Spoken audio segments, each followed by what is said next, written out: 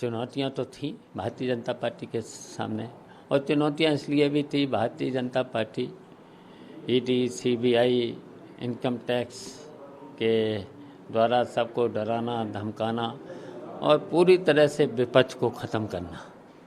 और यहाँ तक कि इन्होंने तो नारा दे दिया था 400 पार।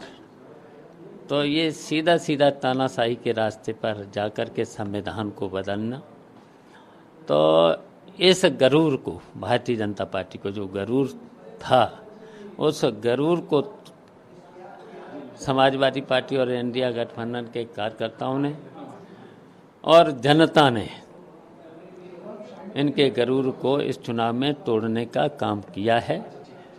और समाजवादी पार्टी को 37 लोकसभा सदस्य जिताने का जो काम किया है, ऐतिहासिक जीत जो हुई है, इसके लिए उत्तर प्रदेश की जनता पूरी तरह से खुश है। और खासकर समाजवादी पार्टी के, इंडिया गठबंधन के लोग और जनता पूरी तरह से भारतीय जनता पार्टी के हारने से खुश है।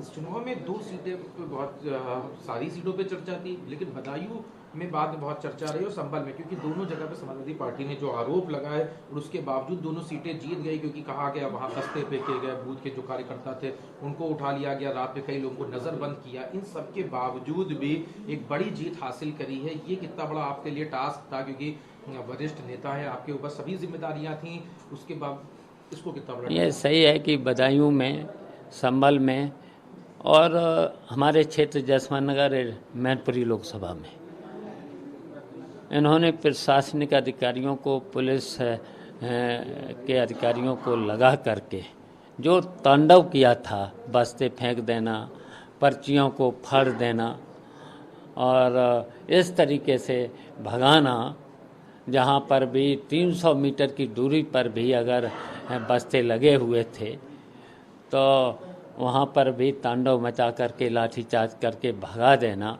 उसके बावजूद भी जनता ने और समाजवादी पार्टी के कार्यकर्ताओं ने लाठी सहन करके भी वोट डालने का काम किया है।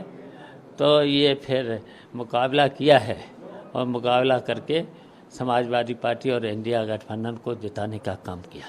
और यूपी में जो समाजवादी पार्टी को इतनी बड़ी जीत मिली है, वहीं भारतीय जनता पार्टी का जो 63 से सीधे 33 पे आ गई, क्या लगता है इसकी, इनकी जो हार है उस पर? क्योंकि अब जैसे महाराष्ट्र में हुआ, देवेंद्र फडणवीस ने जिम्मेदारी ले ली, उत्तर प्रदेश में कहाँ कौन क्या लूप होल रहा या कौन इनके क्या जिम्मेदार हो? देखिए, इस समय जो उत्तर प्रदेश में अखिलेश यादव के अगुवाई में जो चुनाव लड़ा गया है, और आज भारतीय जनता पार्टी को नैतिकता के स्तर पर इस्तीफा दे देना चाहिए और चुनाव करा ले, तो समाजवादी पार्टी इस समय चुनाव हो जाए तो स्पष्ट बहुमत की सरकार बना लेगी।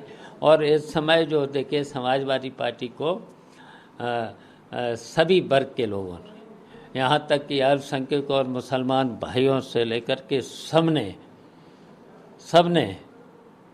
जो सभी वर्ग के लोगों ने वोट देने का काम किया है, उसके लिए हम उत्तर प्रदेश की जनता को और समाजवादी पार्टी के लोगों को धन्यवाद देना चाहते हैं।